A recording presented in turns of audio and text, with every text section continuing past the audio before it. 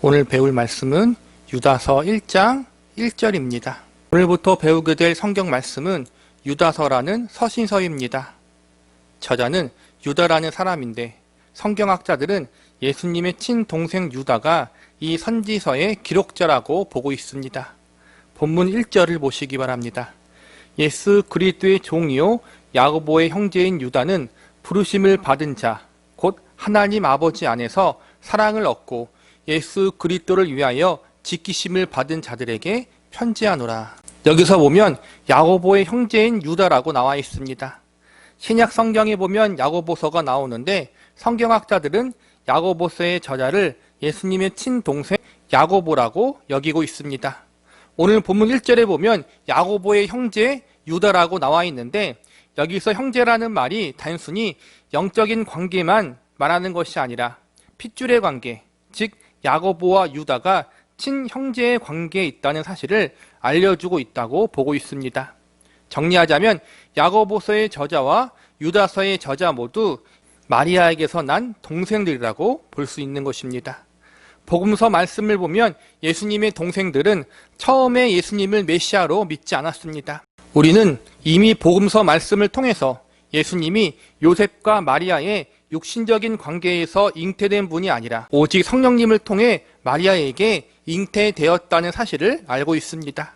그러나 예수님의 동생들은 이러한 사실을 믿지 못하고 있었습니다. 그래서 예수님을 그저 인간적인 형으로만 보았지 결코 메시아로 하나님의 아들로 볼 수가 없었습니다. 그런데 자신들이 보는 눈앞에서 십자가에 달려 죽임당했던 예수님이 3일 만에 살아나셨습니다. 그리고 자신들 앞에 나타나셨습니다. 이 부활의 사건을 경험한 예수님의 동생들은 그때야 비로소 예수님이 육신의 형이 아니라 성령님으로 잉태하여 태어난 하나님의 아들이자 메시아라는 사실을 믿게 됩니다. 그리고 이제는 육신의 형 예수가 아니라 그들 자신의 구세주이신 예수님으로 믿고 영접하게 됩니다.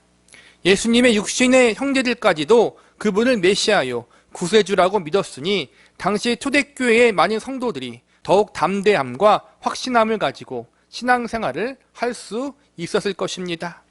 예수님의 동생이었던 야고보와 유다는 예수님의 12 제자 안에 속해 있던 사람들은 아니었지만 살아생전 예수님을 만났고 그분께 가르침을 받았기에 초대교회 당시 사도와 거의 동등된 권위를 인정받고 있었던 사람들이었습니다. 오늘부터 유다서 말씀을 공부하게 될 것인데 유다서 말씀을 본격적으로 공부하기 앞서서 유다서가 어떠한 성경인지, 유다서가 기록된 배경과 목적은 무엇인지에 대해서 살펴보도록 하겠습니다.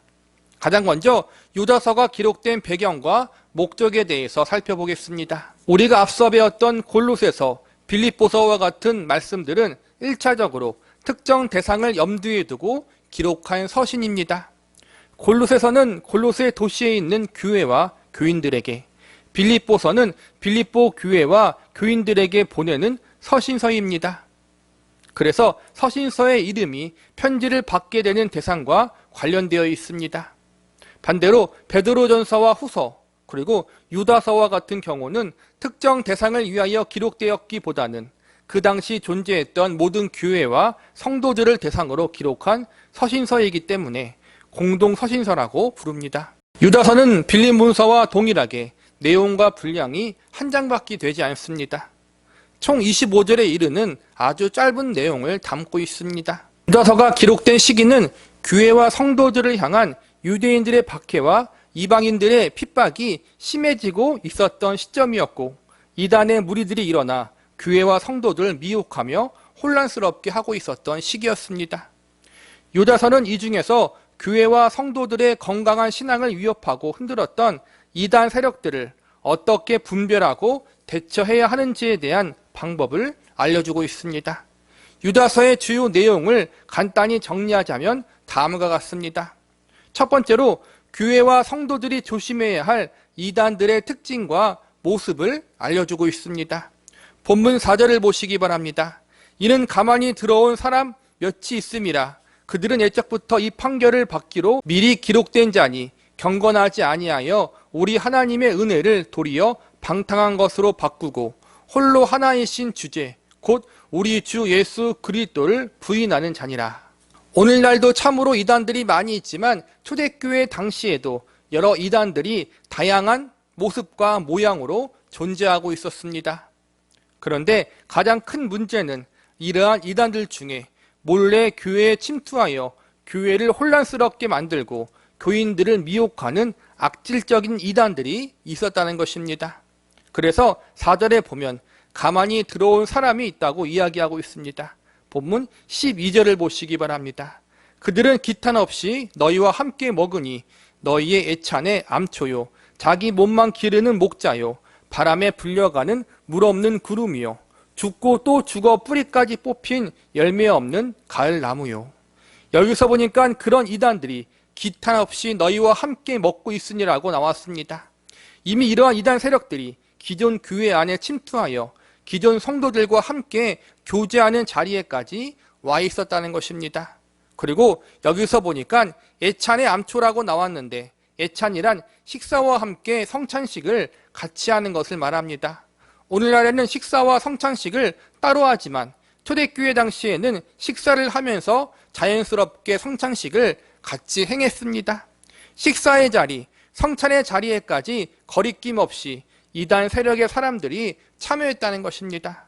그리고 암초라고 표현하고 있는데 암초란 바닷물 속에 숨어있는 바위를 말합니다. 배가 항해하다가 바닷물 속에 숨어있는 암초를 발견하지 못하고 부딪히면 침몰할 수 있습니다. 바다를 항해하는 배에게 가장 위협이 되는 것 중 하나는 바로 이처럼 숨어있는 암초입니다. 마찬가지로 이 암초처럼 자신들의 정체를 숨기며 교회에 큰 위협이 되는 존재들이 있으니 조심하고 또 조심하라는 것입니다. 5절부터 16절까지 이단들에 대한 특징과 모습을 설명하면서 이러한 특징과 모습들이 보이는 사람들과 세력들을 조심하고 주의하라고 당부하면서 이단 세력과 그들을 따르는 이들은 반드시 멸망당하게 될 것임을 강력하게 말해주고 있습니다. 두 번째로 교회와 성도들이 반드시 알아야 할 중요한 진리들에 대해서 알려주고 있습니다. 유다서에서는 성도들이 분별할 수 있도록 이단들의 특징과 모습을 알려주고 있지만 이들의 가르침과 교류적인 부분들이 어떻게 잘못되고 무엇이 문제가 있는지에 대해서 일일이 반박하고 있지는 않습니다. 이단적 가르침에 대해서 반박하기보다는 성도들이 알아야 할 바른 진리적인 부분들을 강조해서 가르치는 일에 집중을 합니다. 잘못된 교리에 대한 비판보다 먼저 기독교의 기본 진리와 핵심 교리를 언급함으로 이단들을 분별할 수 있는 말씀의 면역력을 길러주는 노력을 시행하는 것입니다. 이러한 방법은 사도 바울의 서신서에서도 자주 발견되는 방법입니다. 오늘날도 이단의 종류들이 참으로 많이 있습니다. 이에 더해 개신교라는 이름을 걸고 이단적 가르침을 전하는 교회들과 사역자들까지 합치면 상당히 많은 이단들이 기독교의 탈을 쓰고 있습니다. 이러한 이단들의 가르침에 대해서 모든 교회와 성도들이 일일이 반응하고 대비한다는 것은 사실상 불가능합니다. 교회와 성도들을 크게 유혹하는 큰 이단들에 대해서는 어느 정도 대비하는 것이 필요하지만 모든 이단들에 대한 잘못된 가르침을 일일이 다 배운다는 것은 쉬운 일이 아닙니다. 그래서 이단 세력들의 잘못된 영향력으로부터 교회와 성도를 가장 잘 지키는 방법은 올바른 기독교의 기본 진리와 핵심 교리들을 사역자와 성도들이 잘 숙지하고 있는 것입니다. 가짜 물건이나 제품을 가려내기 위해서 제일 먼저 훈련되어져야 할 것이 무엇이냐 하면 진짜 물건의 특징을 제대로 아는 것입니다. 셀 수 없을 만큼의 가짜 물건들의 특징을 일일이 파악한다는 것은 불가능합니다. 그러나 진짜 물건의 특징을 잘 알고 있다면 자연스럽게 가짜가 보입니다. 기독교 신앙도 마찬가지입니다. 진짜 기독교가 무엇인지, 올바른 성경적 가르침이 무엇인지, 성경이 가르치는 진리가 무엇인지 제대로 알고 있다면 저절로 이단이 가려지게 되어 있습니다. 유다서 기자는 지금 그러한 방법을 쓰고 있는 것입니다. 그래서 오늘 본문에서도 이단들의 교리와 가르침을 하나하나 반박하는 데 집중하기보다는 성경이 가르치는 중요한 진리와 올바른 가르침이 무엇인지를 먼저 강조해서 알려주고 있습니다. 올바른 성경적 진리와 가르침을 잘 알고 있다면 자연스럽게 가짜 가르침과 거짓 진리에 대하여 잘 분별할 수가 있는 것입니다. 세 번째로, 교회와 성도들이 이단에 미혹되거나 영향을 받은 성도들을 어떻게 대해야 하는지에 대해서 알려주고 있습니다. 본문 22절과 23절을 보시기 바랍니다. 어떤 의심하는 자들을 긍휼히 여기라. 또한 어떤 자를 불에서 끌어내어 구원하라. 또 어떤 자를 그 육체로 더럽힌 옷까지도 미워하되 두려움으로 긍휼히 여기라. 여기서 보면 이단에 미혹되거나 영향을 받은 사람들을 어떠한 자세로 대해야 할지에 대해 알려주고 있습니다. 여기서 나오는 가르침은 일단 긍휼히 여기라. 그리고 가능하면 미혹당한 그 자리에서 건져내어 구원하라. 이러한 방향으로 노력해야 한다고 가르치고 있습니다. 이단에 관련된 사람을 어떻게 대할지에 대해서 유다서만 아니라 다른 성경에서도 언급하고 있기 때문에 유다서만 보지 말고 함께 다른 성경의 가르침도 참조해야 합니다. 요한 1서에 보면 적극적으로 이단적 교훈을 전하는 사람을 상대하지 말라고 가르치고 있습니다. 여러 성경의 가르침을 종합해보면 아직까지 이단에 완전히 미혹되거나 빠지지 않은 사람에 대해서는 적극적으로 그들을 건져내야 하고, 이미 상당히 미혹되어 있는 사람들에 대해서는 조심스러운 자세와 태도로 접근하여 그들을 건져내야 한다는 것입니다. 기존 성도들이 연약하여 미혹당하는 부분과 넘어지는 부분이 있다면 그들에 대해서 비판하기보다는 긍휼히 여기는 마음을 가지고 어떻게 하면 그들을 건져낼 수 있을까라는 그러한 선한 마음, 긍휼한 마음을 품어야 한다는 것입니다. 조심해야 할 부분은 이단에 적극적으로 동조하고 깊이 빠진 성도의 경우에는 기존 성도와 교회가 개별적으로 나서기보다는 전문적인 지식과 경험을 가진 사역자의 도움을 받는 것이 가장 좋습니다. 마지막으로 유다서는 구약시대를 배경으로 하는 말씀을 자주 언급하고 있습니다. 유다서에서는 구약 말씀을 여러 번 인용하는데, 이것은 구약과 신약의 연속성과 구약의 백성과 신약의 백성들이 서로 연결되어 있다는 것을 보여주고 있는 것입니다. 구약시대의 하나님의 백성들을 책임지시고 인도하신 하나님이 동일하게 신약시대의 교회와 성도들을 책임지시고 인도하고 계시다는 사실과, 구약시대 하나님을 거역한 악한 자들을 반드시 심판하셨던 하나님께서 신약시대에도 악인들을 반드시 심판하신다는 사실을 알려주고 있는 것입니다. 유다서 말씀뿐만 아니라 신약의 여러 성경에서도 구약의 성경 말씀을 많이 인용하고 있습니다. 이렇게 신약 성경에서 구약 말씀을 인용하는 이유는 구약시대나 신약시대나 하나님은 동일하고 언제나 하나님의 백성들을 구원하시며 동시에 언제나 악인들과 하나님을 거역하는 죄인들을 심판하신다는 사실은 변함이 없음을 강조해서 알려주고 있는 것입니다. 구약 말씀을 거울로 삼아 이단 세력들을 비롯해 악인들의 길에 빠지지 말고 하나님을 바르게 믿고 의지하라는 교훈을 주고 있는 것입니다. 말씀을 정리하겠습니다. 유다서는 내용이 매우 짧은 성경임에도 불구하고 비교적 이단 세력과 가르침에 대하여 교회와 성도들이 어떻게 대처해야 하는지에 대해서 상세하게 설명해 주고 있습니다. 그래서 유다서의 내용을 한마디로 요약하자면, 이단 세력들이 난무하는 세상 속에서 교회와 성도들이 과연 어떻게 믿음으로 살아가야 하는가, 이에 대한 교훈과 가르침을 알려주고 있는 말씀이라고 할 수 있습니다. 과거뿐 아니라 오늘날에도 참으로 많은 이단들이 판을 치고 다닙니다. 저도 이단에 대한 자료를 보면 이 좁은 대한민국 안에 이렇게도 많은 이단들이 있었나라고 놀랄 정도입니다. 이단은 아니지만 이단적 사상과 잘못된 관점을 가지고 성경 말씀을 왜곡하고 있는 교회와 사역자, 기독교 이름의 단체들이 우리가 생각하는 것보다 훨씬 더 많이 있다는 사실에 위기를 느끼기도 합니다. 무엇보다 더 큰 문제는 이러한 부분을 전혀 모르고 있는 그리스도인들이 아주 많다는 사실에 큰 심각성을 발견하게 됩니다. 우리가 살고 있는 이 시대는 교회와 성도들에게 혼란스러운 위기의 시대입니다. 이미 성경에서 이러한 일이 있을 것을 우리에게 알려주었다라고 말합니다. 예수님도 우리에게 이러한 것이 있을 것을 말씀해 주셨습니다. 그러므로 이러한 위기와 혼란의 시대에 우리는 당황해하지 말고 놀라지 말고 더욱 올바른 믿음 안에서 굳건히 설 수 있어야 합니다. 본문 20절과 21절을 보시기 바랍니다. 사랑하는 자들아, 너희는 너희의 지극히 거룩한 믿음 위에 자신을 세우며 성령으로 기도하며 하나님의 사랑 안에서 자신을 지키며 영생에 이르도록 우리 주 예수 그리스도의 긍휼을 기다리라. 이 말씀의 의미는 이러한 시기에 놀라거나 당황하지 말고 성경의 바른 진리와 가르침을 지키는 사람들이 되어야 한다는 것입니다. 모든 그리스도인들에게 주어진 소명 중 하나는 바로 혼란스럽고 어지러운 세상 속에서, 특별히 거짓 가르침과 교훈이 난무하는 이 시대 속에서 성경의 바른 진리와 교훈, 가르침을 지키는 일입니다. 왜냐하면 이 진리와 교훈은 우리의 영생에 관한 문제이면서 동시에 다른 이들과 앞으로 자라나는 미래의 세대들에게도 영원한 운명이 달린 문제이기 때문입니다.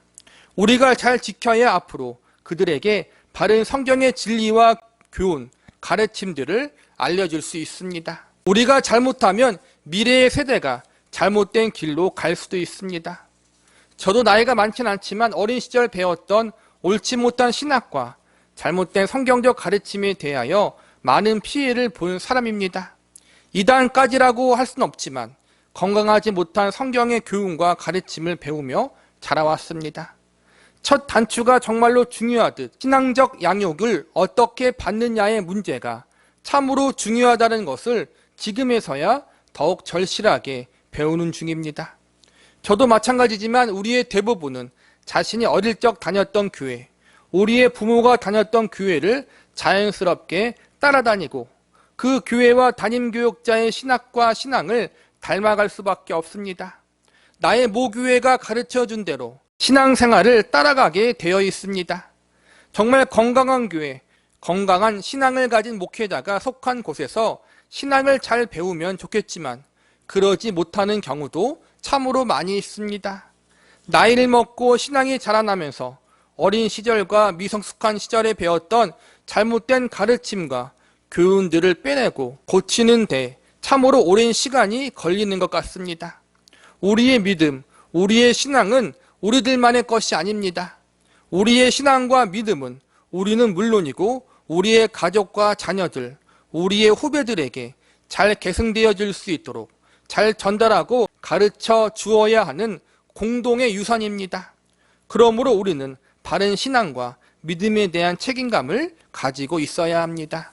건강한 교회와 목회자를 만남으로 그 안에서 양육받는다는 것은 정말로 큰 축복입니다. 올바른 신앙의 선배를 만나 신앙과 인생의 조언을 바르게 받는 것도 참으로 귀한 일입니다.